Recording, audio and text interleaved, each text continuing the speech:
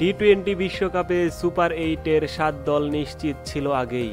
অপেক্ষা ছিল ডি গ্রুপের দ্বিতীয় দলটির, যেখানে এক পা দিয়ে রেখেছিল বাংলাদেশ। আজ নেপালের বিপক্ষে জয় ও শ্রীলঙ্কার কাছে নেদারল্যান্ডস হেরে যাওয়ায় নাজমুল হোসেন শান্তর দলই সুপার 8-এর শেষ টিকিট কাটল। এবারের টি-20 বিশ্বকাপে দুটি গ্রুপে 4টি দল করে সুপার 8 করেছে আইসিসি। গ্রুপ একে বাংলাদেশের সঙ্গে আছে শক্তিশালী অস্ট্রেলিয়া, ভারত ও আফগানিস্তান। গ্রুপ একে যুক্তরাষ্ট্র, ইংল্যান্ড, ওয়েস্ট ইন্ডিজ ও দক্ষিণ আফ্রিকা। আগামী পরশু যুক্তরাষ্ট্র দক্ষিণ আফ্রিকা ম্যাচ দিয়ে শুরু হবে সুপার 8-এর খেলা।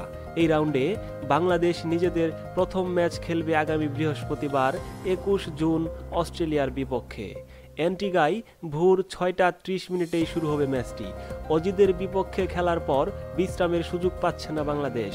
পরদিনই শান্তরা খেলবেন আরেক শক্তিশালী দল ভারতের বিপক্ষে। শারীরিক ধকল কাটিয়ে ওঠা কিংবা ভারত ম্যাচের ফলের ওপর খুব বেশি চিন্তা করে পরের ম্যাচে মাঠে নামার সুযোগ পাচ্ছে না বাংলাদেশ।